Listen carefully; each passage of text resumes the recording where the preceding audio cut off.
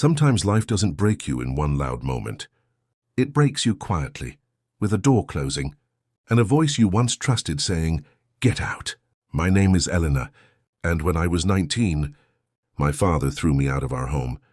Not because I was a criminal, not because I'd done something unforgivable, but because I was pregnant.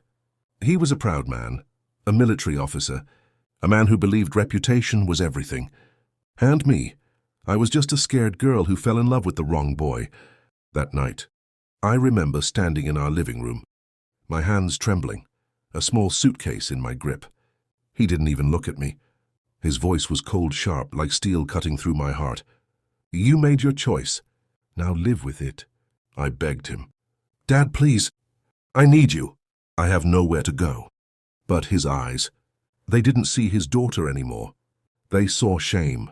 And when the door slammed behind me, I swear it sounded like my whole life ending in that single echo.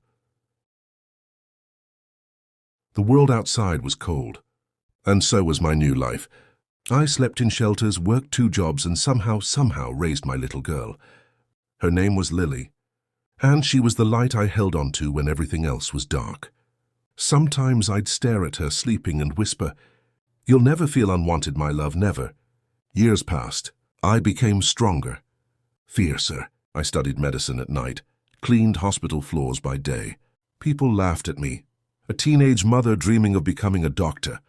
But every time I wanted to give up, I remembered that door, that sound, that rejection, and it fueled me.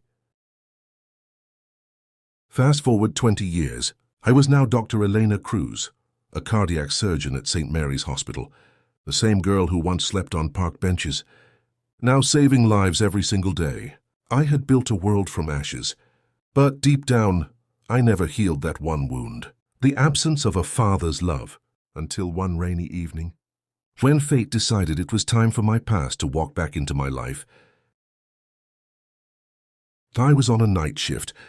The emergency alarm went off. "Dr. Cruz, we've got a critical patient, male 62, heart failure.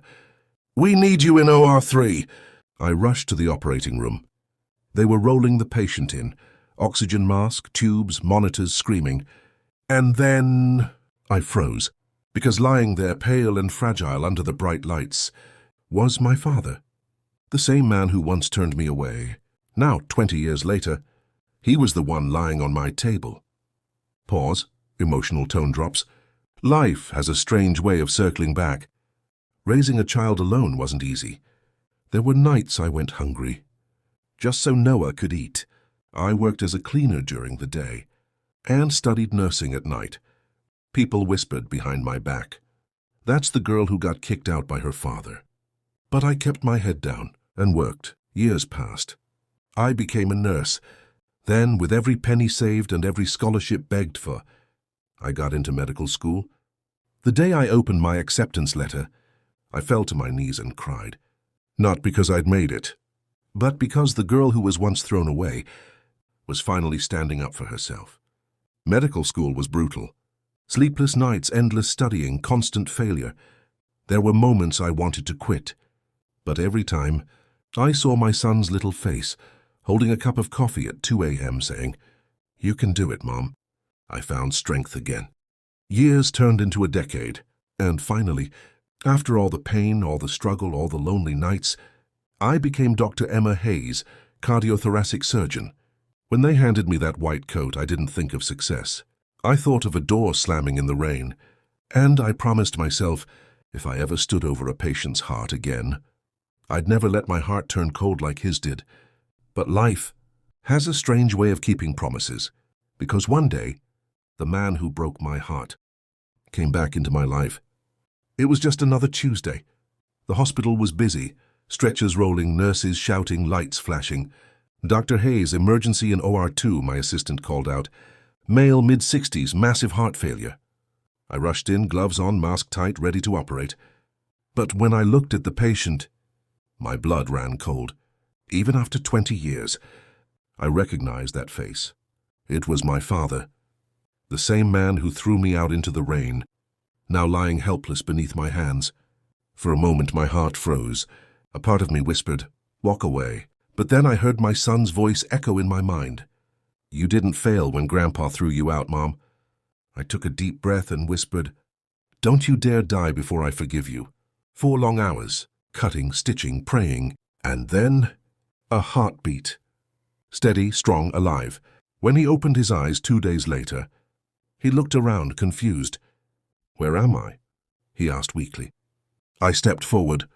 "You're in St. Mary's Hospital. You had a heart attack." His eyes widened as he finally saw me. "Emma?"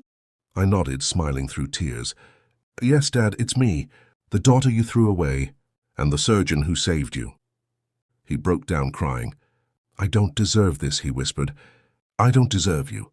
I held his hand, the same hand that once pushed me out, and said softly, "Forgiveness isn't about who deserves it, Dad, it's about peace." That day, my son met his grandfather for the first time, and the man who once destroyed our family spent his final years trying to rebuild it. The night he passed, he held my hand and said, "Thank you for saving me, not just my life but my soul." Soft piano ending. Forgiveness doesn't make you weak. It sets you free. Sometimes the hardest doors that close on us lead to the brightest rooms we'll ever walk into.